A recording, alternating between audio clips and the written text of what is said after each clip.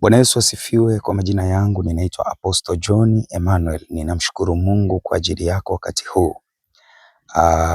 Niko mbele yako, natamani tujifunze neno la Mungu kwa habari ya jinsi unyenyekevu na kujishusha mbele za Mungu inavyoweza kukupatia kibali au kuhesabiwa haki na Mungu. Pale unapokuwa katika maombi, pale unapokuwa unafanya maisha yako ya kawaida, au unapokutana na watu mbalimbali kwenye maisha. Sio kwa Mungu peke yake, unyenyekevu unaweza kukupatia kibali hata kwa watu ambao wamekuzidi, au kwa wale ambao ni destiny helpers wako, au wale ambao wanakuwa ni destiny connectors wako. Unyenyekevu unawaongezea imani, unawaongezea ujasiri wa kuweza kushikamana na wewe. Bwana Yesu asifiwe. Moja kwa moja tusome kitabu cha Luka 18 mstari wa 9 hadi 14. Nataka tujifunze kwa habari ya Mfarisayo na yule mtoza ushuru. Jinsi ambavyo Mungu alipendezwa na moyo wa yule mtoza ushuru, ambaye kwa macho ya Mfarisayo, kwa ufahamu wa Mfarisayo, aliona kana kwamba yule mtoza ushuru hawezi kuhesabiwa haki mbele za Mungu kwa sababu ni mdhambi. Lakini yeye Mfarisayo akajihesabia haki na kujiona kuwa ana thamani kubwa mbele za Mungu, kwa sababu yeye amekuwa akiyafanya yale matendo ambayo Mungu ameagiza kuyafanya. Lakini vile alivyokuwa vile alivyokuwa akiomba mbele za Mungu, Mungu alichukizwa na maombi yake. Maombi yale ambayo ya unyenyekevu ambayo mtoza ushuru aliyafanya yalimpatia kibali mbele za Mungu. Hivyo moja kwa moja twende tukasome Luka 18 mstari wa 9 hadi wa 14. Biblia inasema, akawaambia mfano huu, watu waliojikinai ya kuwa wao ni wenye haki, wakiwadharau wengine wote. Watu wawili walipanda kwenda hekaluni kusali, mmoja Farisayo na wa pili mtoza ushuru. Yule Farisayo akasimama akiomba hivi moyoni mwake, E Mungu, nakushukuru kwa kuwa mimi si kama watu wengine wanyang'anyi. Mimi si kama watu wengine wanyang'anyi, wadhalimu, wazinzi, wala kama huyu mtoza ushuru. Mimi nafunga mara 2 kwa juma, hutoa zaka katika mapato yangu yote. Lakini yule mtoza ushuru alisimama mbali, wala hakuthubutu hata kuinua macho yake mbinguni, bali akajipiga kifuani akisema, E Mungu, uniwie radhi, mimi mwenye dhambi. Na waambia, huyu alishuka kwenda nyumbani kwake amehesabiwa haki kuliko yule. Kwa maana kila ajikwezaye atadhiliwa, na ajidhilie atakwezwa. Bwana Yesu asifiwe. Hapa tunapata pointi kwamba kila ajikwezaye atadhiliwa, na kila ajidhilie atakwezwa. Ni nani aliyejikweza katika somo letu hili? Tunamwona Mfarisayo. Maombi alikuwa anaomba ni kweli, kutoa zaka, Mungu anapendezwa na zaka. Ni kweli kutokutenda dhambi, Mungu anapendezwa na moyo wa utakatifu. Maisha ya mtu ya utakatifu, kutokutenda dhambi, kutenda uzinzi, kusema uongo, kunyang'anya, kutamani mali za jirani yako na mambo mengine yanayofanana na hayo ambayo Mungu ameyakataza. Ni vizuri kutokuyatenda, lakini haikupi license ya wewe kwenda mbele za Mungu na kuanza kujihesabia haki. Yale yote unayafanya tunahesabiwa haki na Mungu mwenyewe.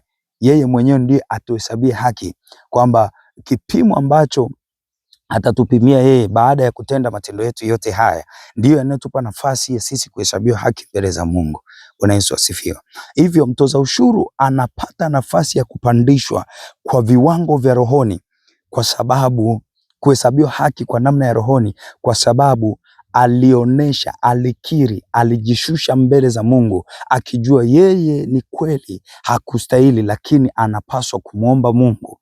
Ni watu wangapi leo wako duniani hawamuombi Mungu, hawamtafuti Mungu, kwa sababu tu wako watu ambao wamekuwa watangulizi wetu ambao tunaamini wao ni watakatifu, wamekuwa wakijihesabia haki na kuwaacha wale ambao wanaonekana kuwa ni wadhambi, na wakashindwa kuwashuhudia habari njema ya wokovu.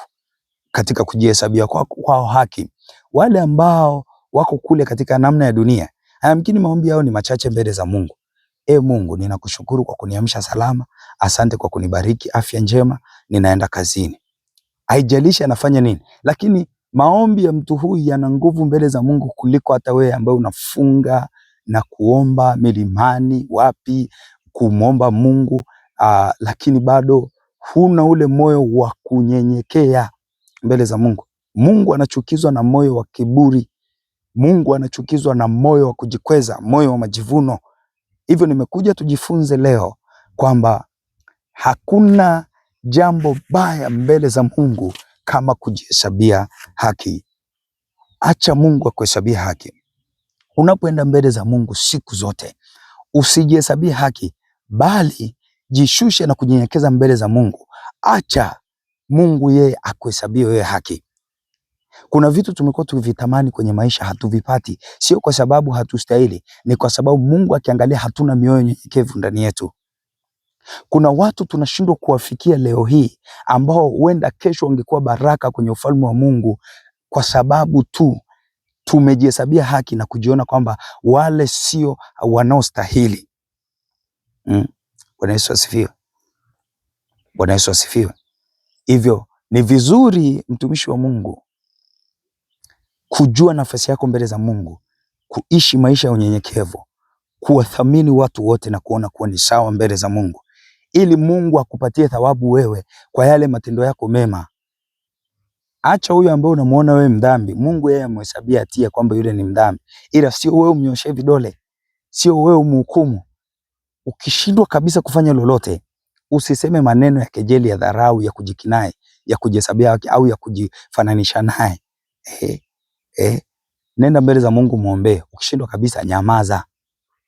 Bwana Yesu asifiwe. Bwana Yesu asifiwe. Ukinyamaza itakuwa ni heri kwako kuliko uinuke na kuongea maneno ya kiburi, maneno ya dharau, maneno ya kejeli.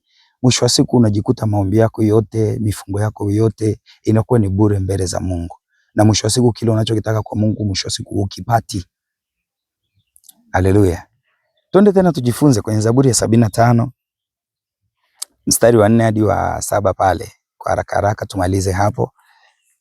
Unyenyekevu unavyoweza kumuinua mtu, au kujishusha mbele za Mungu inavyoweza kukuinua na kukupa thamani mbele za Mungu na kukupatia thawabu na kufanya majibu ya maombi yako yapatikane kwa haraka kuliko vile ambavyo ungeweza kujifananisha na watu wengine.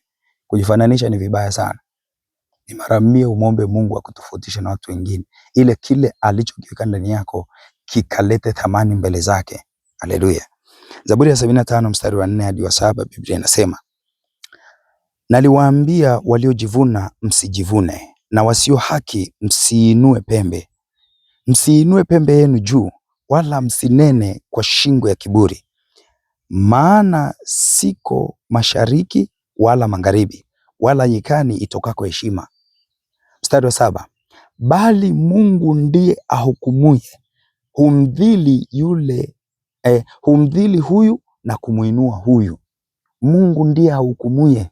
Lengo letu hapa ni mstari wa 7, anasema bali Mungu ndiye ahukumuye, humdhili huyu na kumuinua huyu.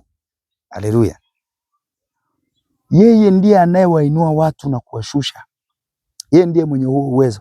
Acha kuwapandisha